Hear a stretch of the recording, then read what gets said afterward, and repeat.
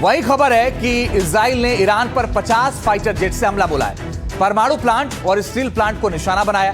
Iran के Bushehr में परमाणु प्लांट पर फिर हमला हुआ। पिछले 10 दिनों में परमाणु प्लांट पर यह तीसरा हमला है।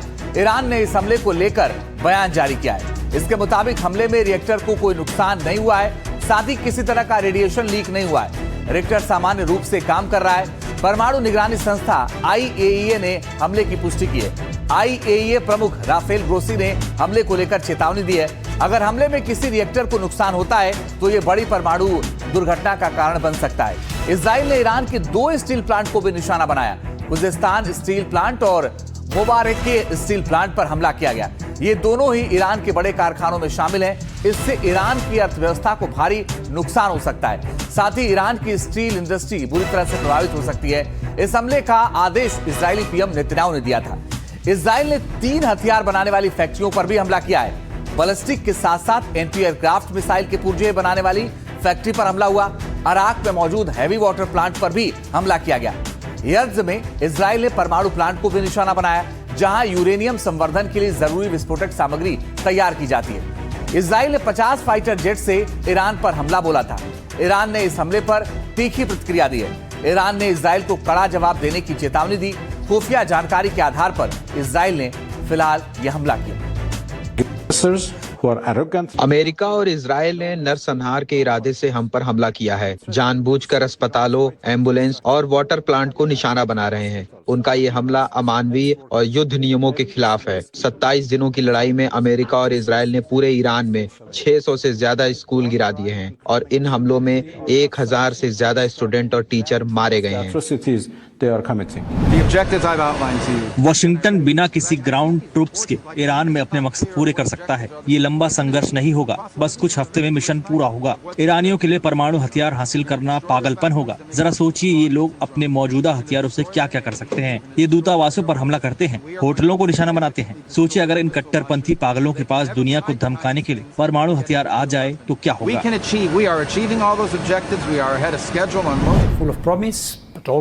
हमारी दुनिया संभावनाओं से भरी है, लेकिन इसमें गंभीर चुनौतियां भी हैं। इन दिनों ईरान अमेरिका इजराइल युद्ध को हम इसी रूप में देख रहे हैं। अभी तक बुशेहर के परमाणु प्लांट पर असर नहीं पड़ा है और हम उम्मीद करते हैं कि ऐसा ही रहेगा। लेकिन इसके पास जिस तरह के हमले और सैन्य गतिविधियां हुई हैं, उससे खतरा बढ़ गया है।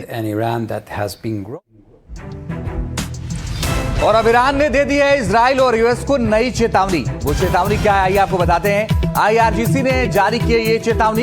यूएस इजरायली यूनिवर्सिटी पर करेंगे हमले। अब IRGC कह रहा है कि यूएस और इजरायली यूनिवर्सिटी पर हमले करेंगे। तेहरान में यूनिवर्सिटी पर हमले को लेकर धमकी दी है। उसका दावा है कि तेहरान में यूनिवर्सिटी पर हमले हुए और इसके जवाब में हम भी अब यूनिवर्सिटी पर हमले करेंगे। तो एक के बाद एक जो हमले हो रहे हैं उसको लेकर के ईरान लगातार धमकी दे रहा और ईरान ने नई धमकी दी है। ईरान की IRGC ने कहा है कि अब हम यूएस और इजराइल की यूनिवर्सिटी पर हमला करेंगे।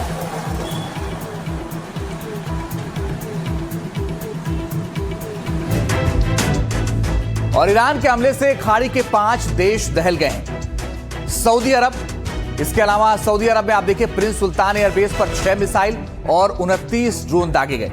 यह अमेरिका का खाड़ी में काफी अहम सैन्य अड्डा है। F-35, F-16 और ईंधन भरने वाले विमान तैनात रहते हैं। ईरान के हमले से अमेरिकी विमानों को नुकसान पहुंचा है। हमले से अमेरिका के 15 सैनिक भी बुरी तरीके से घायल हो गए हैं। रियाद की ओर दागी गई मिसाइल हवा में ही मार गिराई गई। इसके बाद नंबर आता है UAE का। अबू धाबी और दुबई के पास मिसाइलों से हमला किया गया। मिसाइल का मलबा गिरने से 3 जगह आग लग गई। हमले में 5 भारतीयों के भी घायल होने की खबर है। साथ ही दुबई के होटल में हमला हुआ जहां अमेरिकी सैनिक थे। दुबई में ड्रोन डिफेंस सेंटर को भी तबाह कर दिया गया। UAE पर 2200 मिसाइल और ड्रोन हमले कर चुका है। बुर्ज खलीफा के पास भी ईरान अटैक कर चुका है। और अब बात कुवैत की करते हैं। कुवैत एयरपोर्ट पर ईरान ने ड्रोन हमला कर दिया। इस हमले में रडार सिस्टम को नुकसान पहुंचा है। एयरपोर्ट के फ्यूल डिपो में भीषण आग लग गई। खतरे को देखते हुए कुवैत ने एयर स्पेस बंद कर दिया। अब बात करते हैं ओमान की। सलालाह पोर्ट को ड्रोन से निशाना बनाया गया। इस हमले में एक विदेशी कर्मचारी घायल हुआ है। ईरानी अटैक से एक क्रेन को नुकसान पहुंचा है। ईरान ने कहा अमेरिका के सपोर्ट सिस्टम पर हमला किया। बात बहरीन की भी करते हैं। ईरान के हमले से बहरीन में भीषण आग लग गई। इस आग को बाद में सिविल डिफेंस ने बुझा दिया। बहरीन में ईंधन टैंकों पर हमले की चेतावनी भी दी है। मिडिल ईस्ट में हमने अमेरिकी बेस को भारी नुकसान पहुंचाया है। आत्मघाती ड्रोन और मिसाइलों से हुए हमले कई अमेरिकी मारे गए हैं, जबकि घायल अमेरिकियों को पास के अस्पताल में ले जाया गया है। ईरान ने अपने स्ट्रेटजीज में, अपने हथियारों के चयन में एक बड़ी यूनिकनेस दिखाई।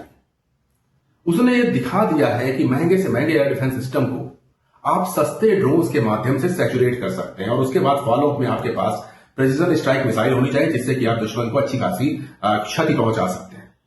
ईरान ने यह करके दिखाया। साथ ही साथ ये भी समझना पड़ेगा कि ईरान की जो मिसाइलें हैं वो सामान्य नहीं है, चाहे खैबर शेकन हो, चाहे सेजिल हो, चाहे खुर्रमशहर हो या फिर हज कासिम मिसाइल हो, ये सब अपने आप में एक यूनिक कैपेबिलिटीज रखती हैं। और सेकंड स्ट्राइक कैपेबिलिटी में इन तमाम मिसाइलों ने एक जबरदस्त काम किया है ईरान के पक्ष में। उन्होंने तेल अवीव समेत गल्फ के तमाम शहरों के ऊपर निशाना बनाया और सटीक निशाने लगाए। तो ये दिखा रहा है कि मिसाइल टेक्नोलॉजी और मैन्युअरेबिलिटी में ईरान ने एक अच्छा खासा प्रयास किया था, जो कि सफल दिख रहा है। इस जंग में जमकर मिसाइलें चल रही हैं, लेकिन रिपोर्ट्स बताती हैं कि जंग के करीब 1 महीने बाद ईरान की सिर्फ 30% मिसाइलें ही खत्म हुई हैं। वहीं अमेरिका के लिए जंग खासा नुकसानदेह साबित हो रही है, क्योंकि उसकी करीब 850 टॉमहॉक मिसाइलें खत्म हो चुकी हैं। इन्हें बनाने में पैसा और वक्त बहुत ज्यादा लगता है। दुनिया को हथियार बेचने वाला अमेरिका खुद हथियारों के संकट से जूझ रहा है।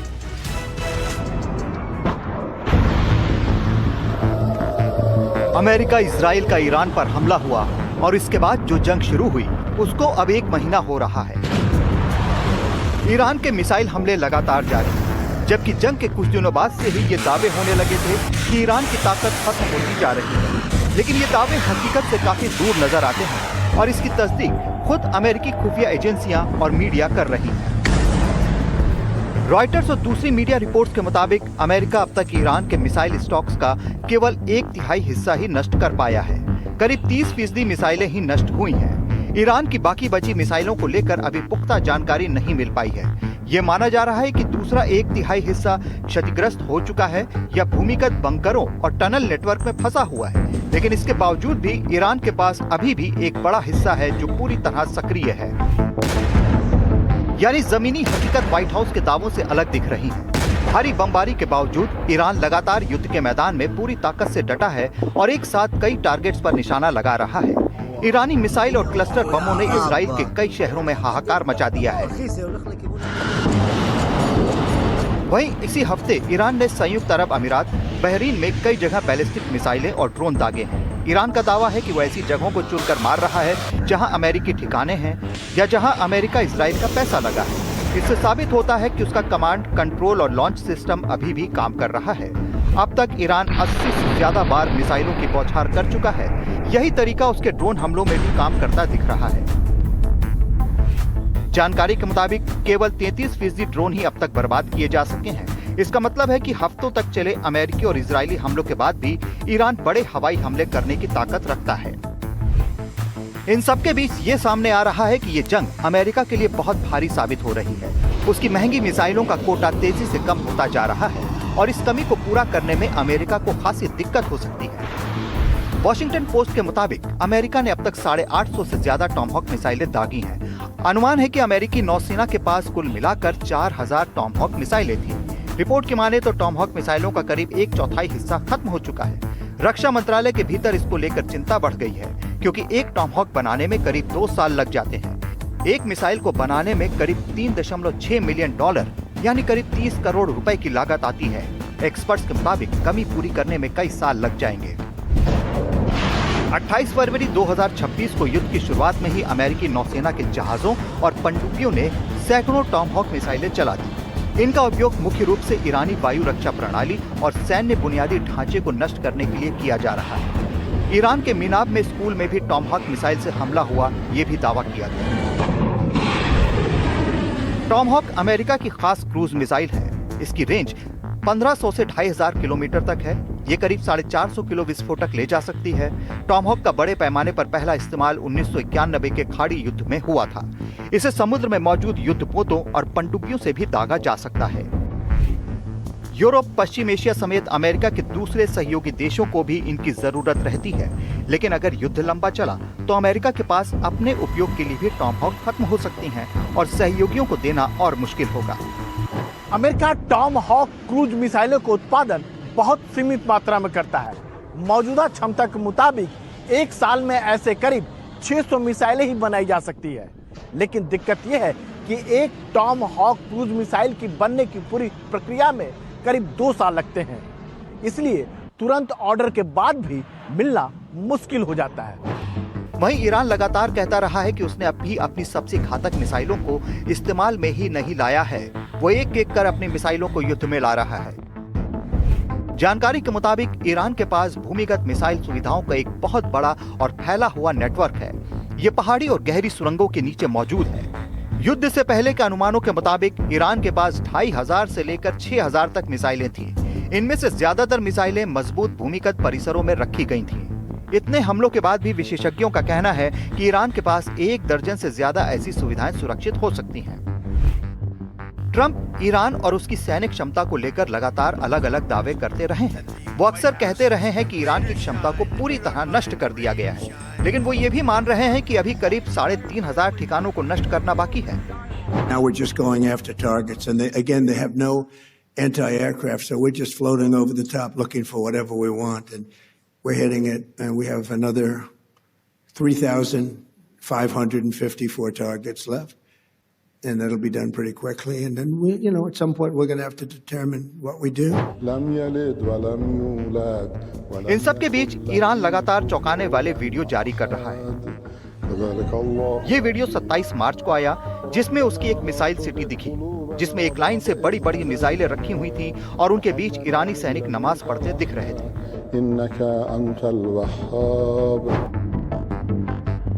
ट्रंप कह रहे हैं कि डील को लेकर ईरान गिड़गिड़ा रहा है, लेकिन ईरान का दावा है कि वो हर मोर्चे पर तैयार है। अगर अमेरिका जमीनी हमला करता है तो इसका अंजाम अमेरिका भुगतने के लिए तैयार रहे, क्योंकि करीब 10 लाख लड़ाके मोर्चे पर तैनात हैं। Bureau report, NDTV India. तो इस पूरे युद्ध में यह कहा जा रहा है कि अमेरिका को भारी नुकसान हुआ है। ये आइए आपको बताने की कोशिश करते हैं कि आखिर अमेरिका को किस तरह से नुकसान हुआ है और आखिर दावा क्या किया जा रहा है। दावा किया जा रहा है कि अमेरिका की 25% टॉमहॉक मिसाइलें खत्म हो गई हैं। अमेरिका ने ईरान पर बड़े पैमाने पर टॉमहॉक मिसाइलों से हमला किया है। अमेरिका ने अब तक 850 टॉमहॉक मिसाइलें दागी हैं। अमेरिकी हथियारों के जखीरे का यह अहम हथियार है।